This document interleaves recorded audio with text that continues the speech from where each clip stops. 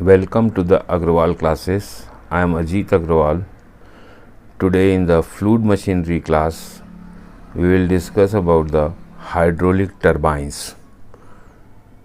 A hydraulic turbine is a prime mover that uses the energy of the flowing water and converts it into mechanical energy in the form of rotation of the runner. Then this mechanical energy is passed to the electrical generator, which is directly connected with the shaft of the hydraulic turbine, and then it is converted into an electrical energy or the electrical power, which is transmitted to a long distance by means of the transmission towers and transmission lines. So it reaches us for the use. The hydraulic turbines are also known as the water turbines, since the fluid which we are using in this hydraulic turbine is the water. The first hydroelectric station was started in America in 1882, and in India the first major hydroelectric development takes place of 4.5 megawatt capacity in Mysore, that was named as the Shiva Samudram scheme in 1902. The hydroelectric power plant is a conventional renewable source of energy which is clean, free from pollution, and generally has a good environmental effect. Conventional means we know everything about it, most of the things we know, and it is very old technology which we are using. So it is a conventional. Renewable means it is renewed every year because of the monsoon. It is renewed, thus energy is renewed, and it is free from the pollution and generally has a good environmental effect. But still there are some obstacles. The major obstacles, if we will consider, for the utilization of the hydroelectric power resources, first is the large investment, second is the long gestation period, and third is the increased cost of power transmission. Large investments, because in this case a large dam is required to stop the flowing water of the river, and that costs too much, and the area which is submerged because of this accumulated water because of the dam is also a very costly affair. So is large investment is required in this case.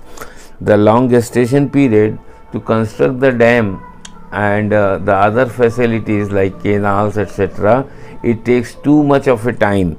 So the gestation period or the construction period, or you can say when we are planning to start this hydroelectric power plant and when it is commissioned, the duration between these two is very large, and increased cost of power transmission.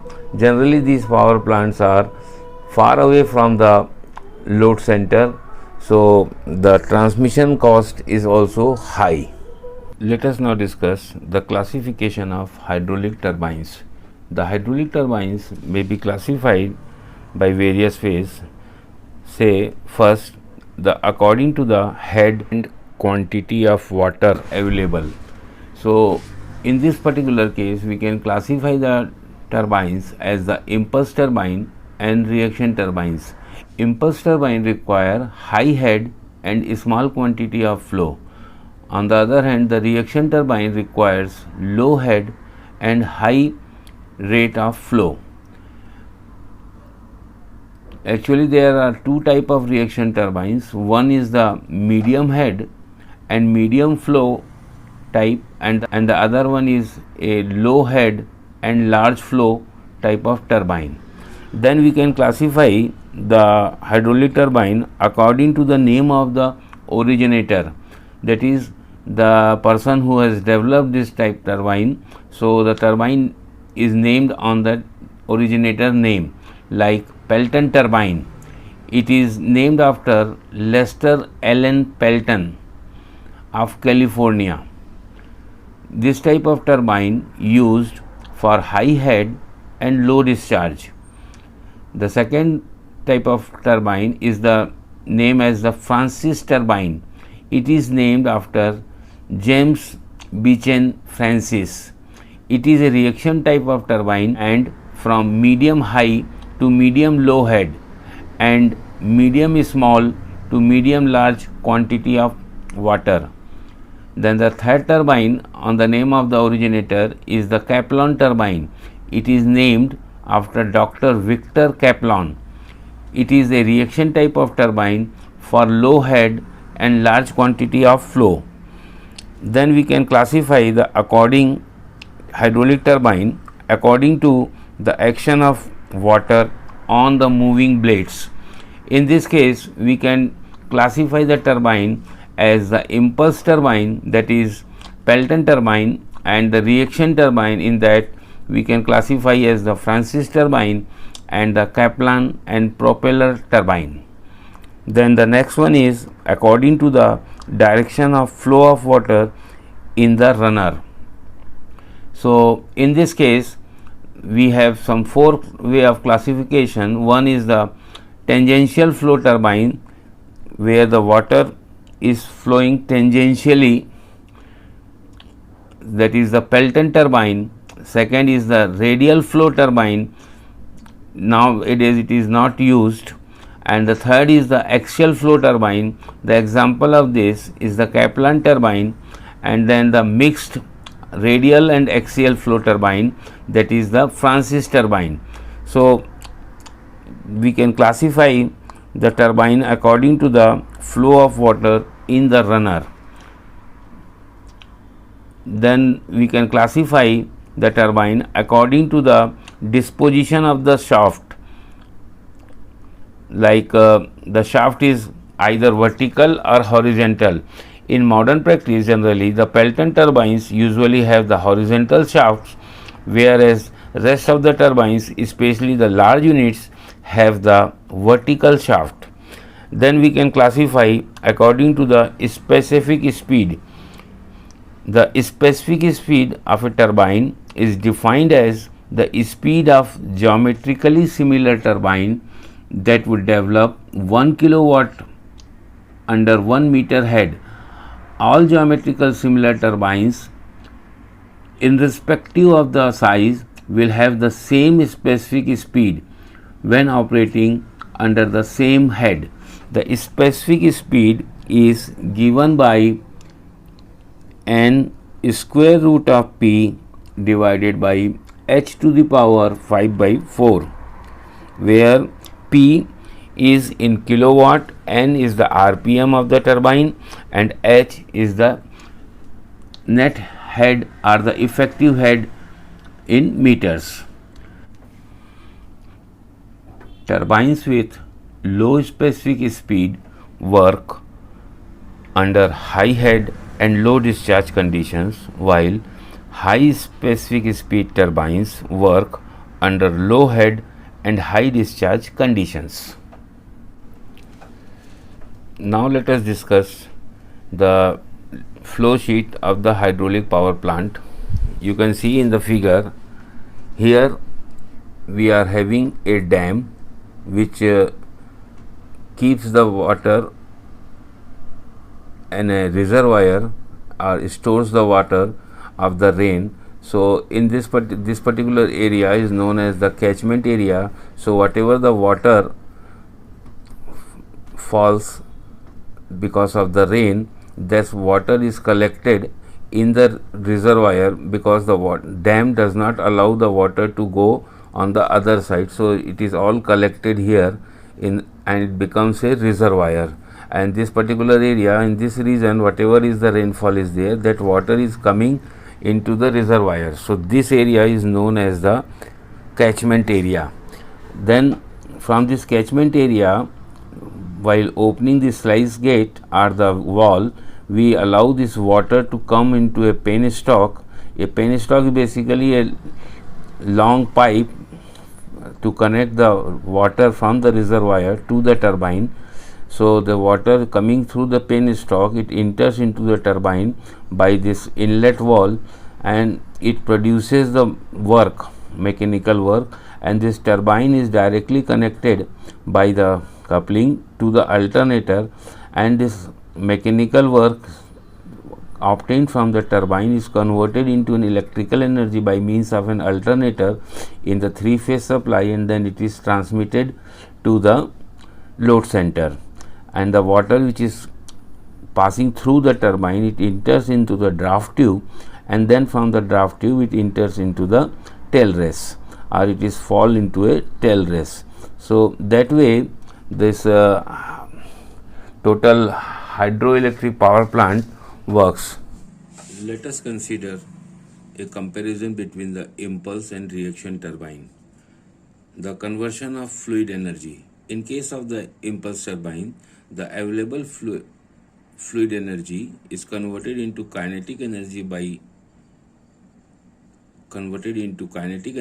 by a nozzle.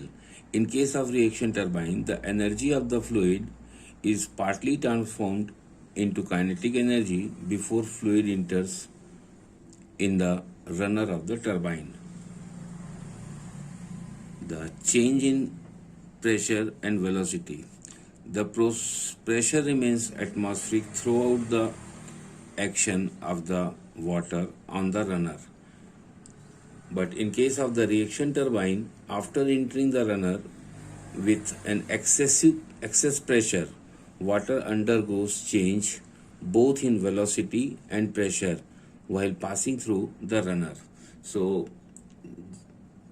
Impulse turbine में pressure जो है वो atmospheric रहता है जब पानी turbine के अंदर या रनर पर स्ट्राइक करता है वहाँ से लेकर के आखिरी तक. But in case of reaction turbine, जब वाटर टर्बाइन में इंटर करता है तो उसमें प्रेशर जो है वो एटमॉस्फेरिक से ज़्यादा होता है, और जैसे जैसे वो टर्बाइन के रनर से पास होता जाता है उसका प्रेशर कम होता जाता है और उसकी वेलोसिटी जो है वो चेंज होती रहती है. Admittance of water over the wheel. In case of impulse turbine, water may be allowed to enter a part or a whole of the wheel circumference. Impulse turbine में जो वाटर है वो सर्कमफ्रेंस के पूरे wheel के circumference पर भी inter हो सकता है और किसी एक पार्ट पर भी हो सकता है. But in case of reaction turbine, water is admitted over the circumference of the wheel. Reaction turbine में जो वाटर है वो पूरे सर्कमफ्रेंस में व्हील के या रनर के इंटर होता है. Water tight casing. Impulse turbine water tight casing की आवश्यकता नहीं होती है क्योंकि वहां पर प्रेशर जो है वो एटमॉस्फेरिक ही होता है. लेकिन रिएक्शन टर्बाइन में वाटर टाइट केसिंग की आवश्यकता होती है क्योंकि वहां पर प्रेशर जो है वो एटमॉस्फेयर से ज़्यादा होता है. Extent to which water fills the wheel or turbine.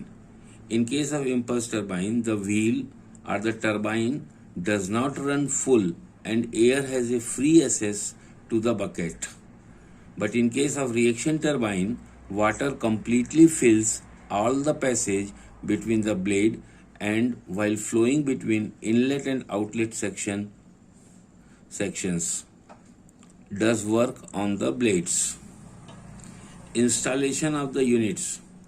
Always installed above the tail race. No draft tube is used in an impulse turbine. But in case of reaction turbine, unit may be installed above or below the tail race. Use of draft tube is made. माने reaction turbine जो है उसमें unit जो है उसको हम tell race के ऊपर या टेल रेस के नीचे भी लगा सकते हैं और वहाँ पर ड्राफ्ट ट्यूब जो है उसको यूज में किया जाता है. Relative velocity of water. In case of impulse turbine, the relative velocity of water either remains constant or slightly reduces due to friction. But in case of reaction turbine, due to continuous drop in pressure during the flow through the turbine blades, the relative velocity increases. Last, the flow regulation. In case of impulse turbine, a flow is regulated by means of needle valve fitted into the nozzle without the loss of water. But in case of a reaction turbine, the flow regulation is meant by a guide vane assembly. It is always accompanied by a loss of water. Let us discuss about the impulse turbine, that is Pelton wheel. In this figure, a Pelton wheel is shown. Here we are having a runner. On the circumference of the runner, equally spaced buckets are mounted. They are of a double hemispherical or double ellipsoid shape, and the water coming out from the nozzle strikes this bucket, and the water is coming through this penstock, and at the end of the penstock we are having the nozzle. So the pressure energy of the water is converted entirely into the kinetic energy of the water, and here the water is having an atmospheric pressure. This spare needle is used to control the flow of the water. If this sphere moves towards the right, then it blocks the area and it reduces the flow of water coming out from the nozzle. And if it is moving towards the left side, then it opens up the nozzle space and allows more water to come out through the nozzle. This runner with the buckets is covered with a casing. This casing is basically for the prevention of the splashing of the water.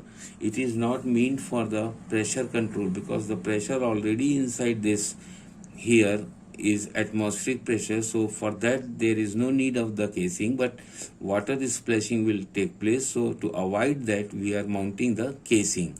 Then here you can see the at the back end of the bucket, here we are mounting nozzle that is known as the brake nozzle.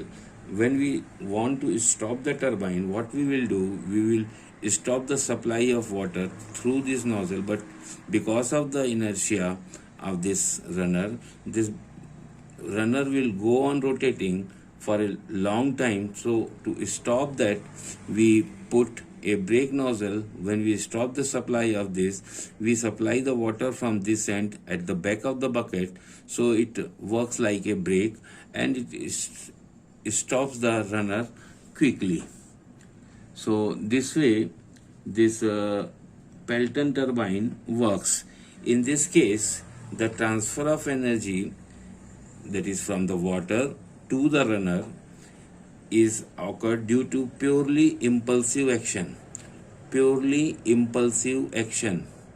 It transfers the energy from water to the runner. Speed of the runner is kept constant by a governing mechanism which automatically moves sphere towards the left or towards the right. If the load on the turbine or load on this plant reduces, and if you are supplying the same amount of water, then the runner speed will increase to, and we don't want to increase the runner speed, because the turbine shaft, the runner shaft, is directly coupled with the generator, and generator is having a fixed number of poles, and what we need is a fixed frequency of power. Say in case of India, we need the 50 hertz frequency. So the generator must rotate at the same RPM, then only we are going to get the 50 hertz RPM. But if the load reduces and we are supplying more and more kinetic energy, then what will happen? The runner speed will increase. So what we will do, we will move this sphere towards the right, so that the amount of flow of water will reduce, that is the energy supplied to the runner will reduce. So the production of power will reduce and the RPM will come to the original position. So that way the governor mechanism here controls the movement of sphere towards left and right, so that the RPM of the runner remains constant irrespective of the load. this figure shows the two views of the bucket. Here this is the bucket H portion. A jet is coming and is divided in two equal parts by a splitter. ये splitter की मदद से ये jet जो है वो two equal parts में divide होता है और वो दोनों हाफ ऑफ द बकेट से स्विंग होकर के डिस्चार्ज होता है। ठीक है, ये इसका दूसरा व्यू है। ठीक, इसमें जो डायमेंशंस होती हैं L by D is 2 to 3, B by D is 3 to 4, D by D is 11 to 16, T by D is 0.8 to 1.2 and notch width is 1.1 D to 5, D to plus 5 mm. Notch width is 1.1 D plus 5 mm. यहाँ जो jet strike हो रहा है इसमें जब ये total deflect होकर के यहाँ से निकलता है तो इसको हम थ्योरेटिकली तो चाहते हैं 180 डिग्री पर टर्न करना, लेकिन हम उसको जनरली 160, 165 डिग्री, 170 डिग्री तक हम उसको बस टर्न करते हैं, जिससे कि ये जो वाटर निकल रहा है यहाँ से बकेट से वो जाकर के दूसरी वाली जो आने वाली नेक्स्ट बकेट है उससे स्ट्राइक ना करे। अगर वो उससे स्ट्राइक करता है, उसके ऊपर स्प्लैश करता है तो क्या होगा, इंटरफ्रेंस करेगा, तो ओवरऑल इफिशियंसी जो है वो हमारे टरबाइन की कम हो जाएगी, क्योंकि जब ये बकेट के बैक में स्ट्राइक करेगा जो नेक्स्ट बकेट आने वाली है जेट के सामने, तो वो एज ए ब्रेक काम करेगा और हमारा जो पावर का जनरेशन है वो कम हो जाएगा। तो इसके लिए हम इसको जो है वो थोड़ा सा छोटा रखते हैं, जिससे कि इसका जो एग्जिट एंगल है वो 160 से 165 डिग्री या 170 डिग्री मैक्सिमम वहीं तक हो, उससे ज़्यादा ना हो।